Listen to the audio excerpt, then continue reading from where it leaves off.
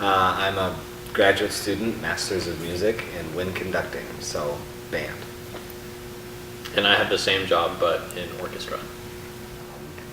You know, when you enjoy doing something and you really love it, you don't see all the other things like Paul mentioned as work, you know, organizing people, rehearsing, scheduling, finding weird instruments if needed.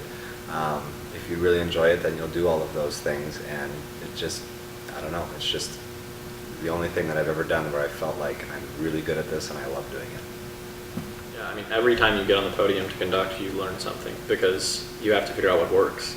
The whole art of conducting is having an image in your mind of what you want the music to sound like, and then getting people to do that with your hands. And so if you do something, you know, like this, and you don't get what you want, then you have to go, okay, they're not responding to that. How do I change what I'm doing?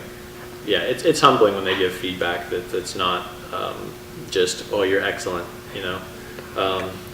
But sometimes you need that. You need that probably more often than you need the other thing.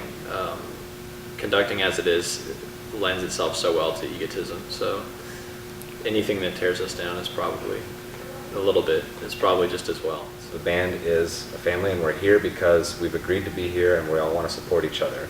And part of that is, you know, we accept the fact that some of us are going to be farther along than other people. Some people learn things faster than everybody else. But if enough people chose not to be here, then nobody could be here because it just wouldn't exist anymore. And if you build it with that, a lot of the competition kind of takes care of itself. But you still need to acknowledge that people in an ensemble like that are naturally competitive, and people in general are competitive. So sometimes you have some friendly competitions. Like frequently we would be in class, and I would have like a simple exercise that we were working on, and I would say, okay, just the girls. Okay, that was pretty good, but here we go, boys, let's see what you have. And then, you know, arbitrarily declare a winner, and then watch them groan, and then move on.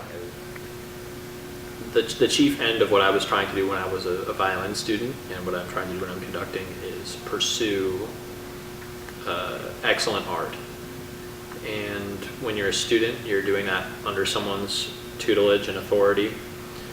And once you become a conductor, you don't stop being under a tutelage and authority.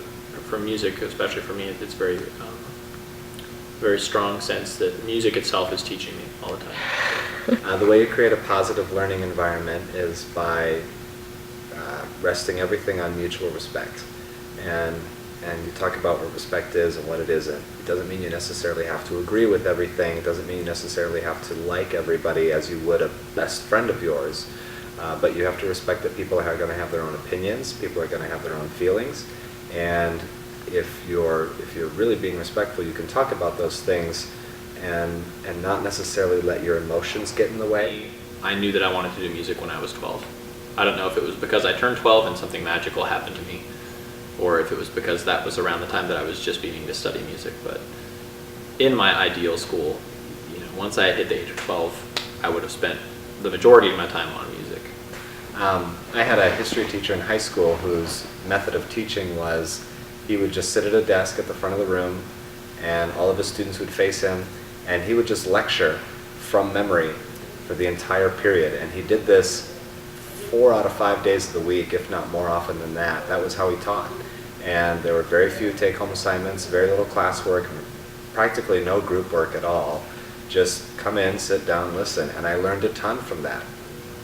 I think the best teachers generally that I've had are those that are able to inspire me with their personal ability. So I think of like my violin teacher from my undergraduate degree. She was so good at violin. And sometimes one of the most educationally important moments for me would be when she would just pick up her violin and play something for me, just to show me. Not only was I able to get a better sense of what I needed to do, but I also was just inspired by that. Sometimes I think the major role that a teacher has is just to inspire.